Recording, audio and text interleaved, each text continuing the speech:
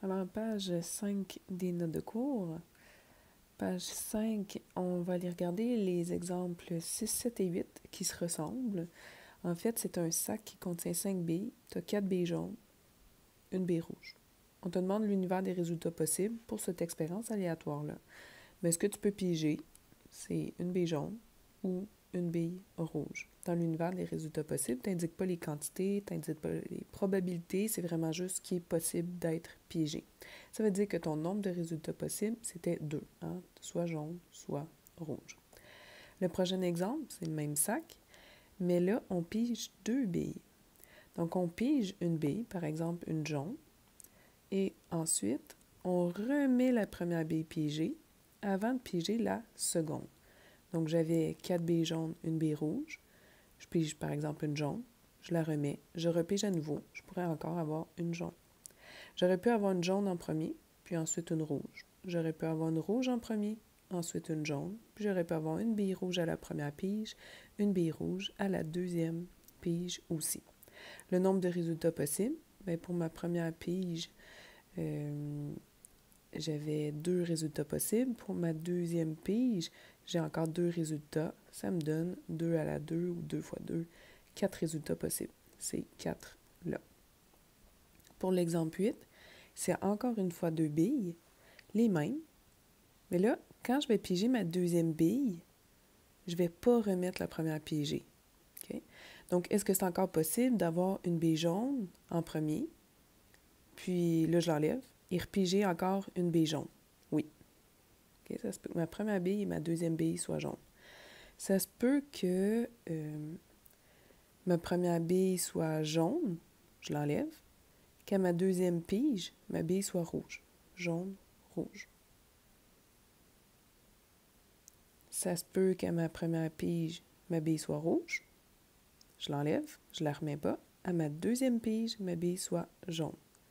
La seule distinction avec notre exemple précédent, c'est que la situation rouge-rouge n'est plus possible. Parce qu'ici, on disait qu'on ne remettait pas la première bille pigée. Donc, si ma première bille est rouge, je la pige, je l'enlève. Est-ce que je peux encore piger une bille rouge? Non, j'ai pas le choix d'avoir une jaune. J'ai déjà ce résultat-là indiqué ici.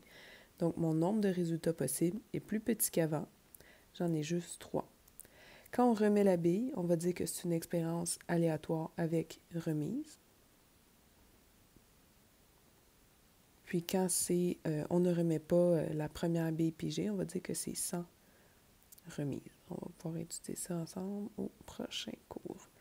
Donc, si tu veux prendre des belles notes de cours, tu peux te faire un petit peu de ménage là, pour prendre tous les gribouillis. Comme ça. Mais tu peux quand même laisser le fait que ici, la bille rouge, on ne peut plus la repiger une deuxième fois. C'est surtout ça qui était important. Pour l'exemple 9, on veut piger une lettre, mais pas parmi les 26 lettres de l'alphabet. On veut piger une lettre parmi les voyelles du mot xylophone. OK, donc les voyelles. Les voyelles, j'ai le Y, le O et le E. Est-ce que mon univers des possibles, c'est Y, O, E? Non. On ne va pas répéter le O et on va mettre nos lettres en ordre alphabétique. Donc, j'aurai le E, le O qui est possible et je peux piger un Y. Donc, j'avais juste 3 résultats possibles. Pour l'exemple 10, on veut piger une lettre parmi les consonnes du mot maman. Donc, un M ou un N. Ensuite, on va piger un nombre parmi les nombres carrés inférieurs à 25. Donc, les nombres carrés. On a 1 à la 2 qui donne 1, 2 à la 2 qui donne 4, 3 à la 2 qui donne 9, 4 à la 2 qui donne 16, 5 à la 2 qui donne 25. On nous disait de piger un nombre carré, hein, des carrés, mais qui sont inférieurs à 25, donc celui-là n'est pas possible. Donc, dans mon expérience aléatoire, ça se peut que j'ai un M. Okay? Ensuite, un 1. Donc, M avec 1. Mais ça se peut que mon M, je l'ai avec 4. M, 4. Ça se peut que j'ai mon M avec un 9. Ça se peut que j'ai mon M avec 16. Ensuite, on va faire les autres possibilités. À la place de M, peut-être que j'ai pigé le N en premier. Ensuite, le nombre 1. N avec le nombre, le chiffre 4. Ensuite, N avec le carré parfait 9. et n avec le carré parfait 16. Donc, pour ma première étape de l'expérience, j'avais 2 choix.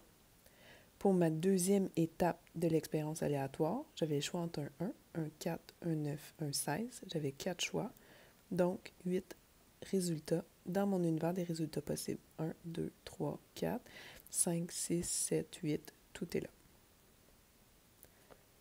Je vais prendre une petite pause pour l'exemple 11.